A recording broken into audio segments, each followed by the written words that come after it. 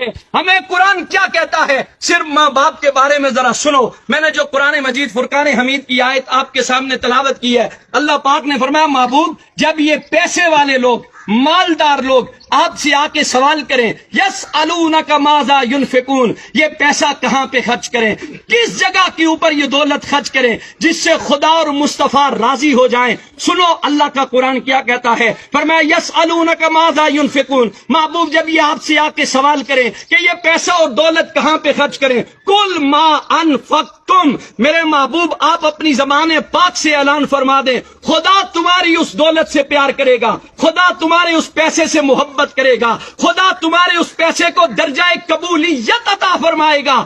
کس پیسے کو درجہ قبولیت عطا فرمائے گا؟ فرمایا ما انفقتم من خیر فللوالدین، جو پیسہ تم اپنے بوڑھے باپ اور بوڑھی ماں کے اوپر خرچ کرو گے، اور تمہیں گارنٹی مل رہی ہے کہ جس بندے نے اپنے ماں باپ کے اوپر پیسہ خرچ کیا، جس نے ان کی خدمت کی، جس نے ان کا احترام کیا، جس نے ان سے دعائیں لی ہیں، اس بندے کے ساتھ خدا بھی راضی ہے، خدا کے محبوب بھی راضی ہیں۔ یہ بات یاد رکھو، یہاں سے 7 لاکھ روپے خرچ کر کے بندہ حج پڑھنے جاتا ہے، نہ اس کے پاس مکے کے مفتیوں کا فتویٰ ہے، نہ پاکستان کے مفتیوں کا فتویٰ ہے کہ تو نے 7 لاکھ روپے خرچ کیے، تو نے کعبہ شریف کی زیارت بھی کی ہے، تو نے وہاں صفا اور مروہ کی سعی بھی کی ہے، تو مکے اور مدینے کی گلیوں میں گھوما بھی ہے، اس کے پاس سند نہیں ہے کہ تیرا حج قبول ہو گیا ہے، تیری عبادت قبول ہو گئی ہے، تیرا جھکنا قبول ہو گیا ہے۔ خدا کی رحمت کی امید تو ہے لیکن قبولیت کی گارنٹی کوئی نہیں دے سکتا۔ لیکن سنو،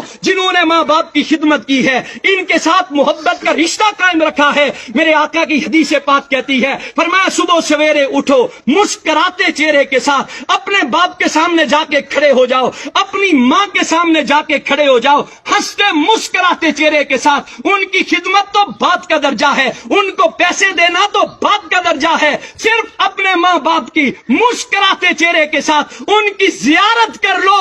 حضور علیہ الصلوۃ والسلام نے فرمایا گارنٹی ہے اسے کہ میرا رب اسے مقبول حج کا ثواب عطا فرمائے گا۔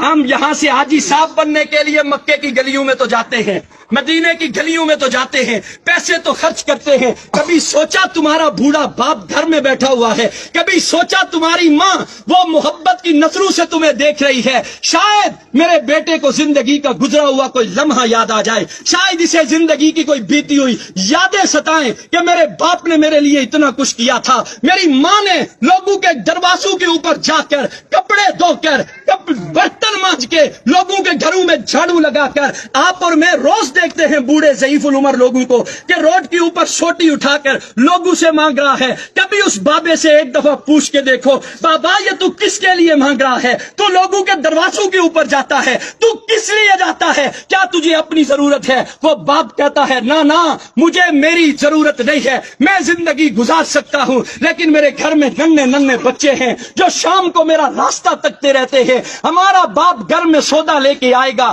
ہمارے لیے اناج لے کے آئے گا، وہ سارا دن دھوپ کے اندر رہ کر محنت کر کے تمہارے لیے لا کے وہ خرید کر کے لاتا ہے۔ کبھی تمہارے دل کے اندر حیا پیدا نہیں ہوئی؟ آج تمہارا باپ تمہارے سامنے کھڑا ہے اور ہماری یہ نوجوان نسل اپنے باپ سے کہتی ہے او جی تساں ڈن بھائی ہوئی جی انہاں دا دماغیا کم نہ کرنا، سڑکیں چنی تے سڑے نوجوان اپنے پیو نے بارے چیا گلاں نے، پاپا تس ناراض نہ ہویا، سڑے ابے اور نے دماغیا کم نہ کرنا، محلے والی گچھیا نے سڑے اما نے دماغیا کم نہ کرنا۔ میں حیران ہوتا ہوں ایسی اولاد پر۔ یاد رکھ لو جو قرآن اور حدیث ہمیں پیغام دیتا ہے، خدا کی عزت کی قسم کھا کے کہتا ہوں خدا دولت سے پیار نہیں کرتا، جو دولت ماں باپ پہ خرچ نہ کرو۔ وہ تمہارے سجدے، تمہاری عبادات، تمہاری ریاضات، تمہارا قرآن کی تلاوت کرنا، اگر تمہارے بوڑھے ماں باپ تم سے ناراض ہیں تو یہ بات دل سے نکال دو، خدا تمہارے سجدوں کو قبول کرے گا، خدا تمہاری عبادت کو قبول کرے گا۔ ماں کا تو کیا کہنا میرے بھائی،